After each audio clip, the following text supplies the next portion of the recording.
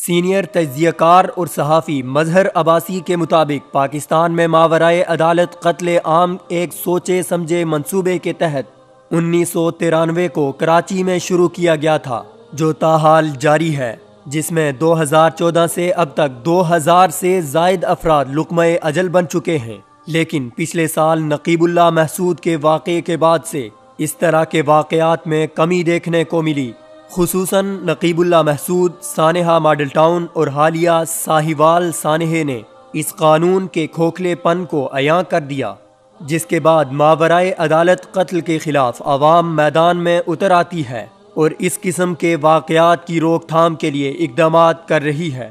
اس عوامی رد عمل کو نقیب اللہ محسود قتل کیس اور سانحہ ساہیوال سے بھرپور تقویت حاصل ہوئی، جبکہ ان واقعات کے نتیجے میں ماورائے عدالت قتل کے جتنے بھی واقعات ہوئے ہیں ان سب پر بھی شکوک کا اظہار کیا گیا ہے، جبکہ پورے ایک سال بعد نقیب اللہ محسود کے حوالے سے اس گرم ماحول میں انسداد دہشت گردی کی عدالت نے ایک رپورٹ جاری کر دی، جس نے عوامی رد عمل پر تیل چھڑکنے کا کام کر دکھایا۔ انسداد دہشت گردی عدالت نے تحقیقاتی رپورٹ کی روشنی میں نقیب اللہ محسود کے قتل کو ماورائے عدالت قرار دے دیا۔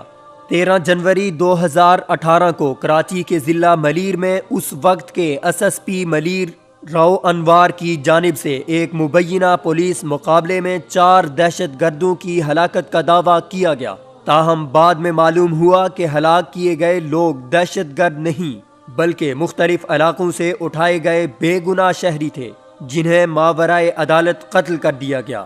جعلی پولیس مقابلے میں ہلاک ہونے والے ایک نوجوان کی شناخت نقیب اللہ کے نام سے ہوئی۔ سوشل میڈیا صارفین اور سول سوسائٹی کے احتجاج کے بعد سپریم کورٹ نے واقعے کا از خود نوٹس لیا تھا۔ از خود نوٹس کے بعد راؤ انوار روپوش ہو گئے اور اسلام آباد ایئرپورٹ سے دبئی فرار ہونے کی بھی کوشش کی، لیکن اسے ناکام بنا دیا گیا۔ کچھ عرصے بعد وہ سپریم کورٹ میں پیش ہوئے، جہاں سے انہیں گرفتار کر لیا گیا۔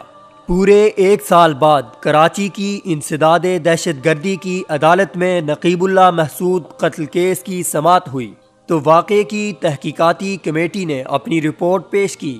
عدالت نے رپورٹ کی روشنی میں نقیب اللہ سمیت 4 نوجوانوں کے قتل کو ماورائے عدالت قرار دے دیا، جبکہ پولیس کی جانب سے چاروں مقتولین کے خلاف درج 5 مقدمات بھی ختم کرنے کی منظوری دے دی۔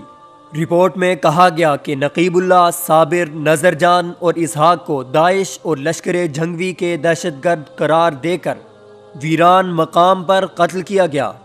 انکوائری کمیٹی اور تفتیشی افسر نے جائے وقوع کا معائنہ کیا۔ راؤ انوار اور اس کے ساتھی جائے وقوع پر موجود تھے۔ نقیب اللہ اور چاروں افراد کو کمرے میں قتل کرنے کے بعد اسلحہ اور گولیاں ڈالی گئیں۔ حالات و واقعات اور شواہد کی روشنی میں یہ مقابلہ خود ساختہ، جھوٹا اور بے بنیاد تھا۔ پولٹری فارم میں نہ ہی گولیوں کے نشان ملے اور نہ ہی دستی بم پھٹنے کے آثار ملے، جس کے بعد ماورائے عدالت اور جعلی پولیس مقابلوں کی حقیقت سامنے آ گئی ہے۔ حکومت نے ان واقعات میں ملوث اہلکاروں کو کیفر کردار تک پہنچانے کی بات کی ہے، لیکن نقیب اللہ محسود اور ماڈل ٹاؤن کے مقتولوں سمیت 3 معصوم بچوں کا مجرم وہ نو آبادیاتی ڈھانچہ اور نظام ہے جسے ہمارے حکمران طبقات 71 سالوں سے سینوں سے لگائے ہوئے ہیں۔ یہ ڈھانچہ اور نظام برطانوی سامراج نے ہمیں غلام بنانے اور اپنے سامراجی مقاصد اور مفادات کو پورا کرنے کے لیے بنایا تھا اور ہم پر مسلط کیا تھا۔ پولیس کا پورا نظام 100 سال سے بھی پرانا ہے۔ پولیس کے ضابطے، طریقہ کار، تربیت، قوانین اور پورا ڈھانچہ فرسودہ، ظالمانہ اور 21ویں صدی کے جدید تقاضوں سے یکسر خالی ہے۔ جب تک پولیس کا موجودہ نظام ہے، تب تک اس طرح کے سانحات اور واقعات تسلسل سے رونما ہوتے رہیں گے۔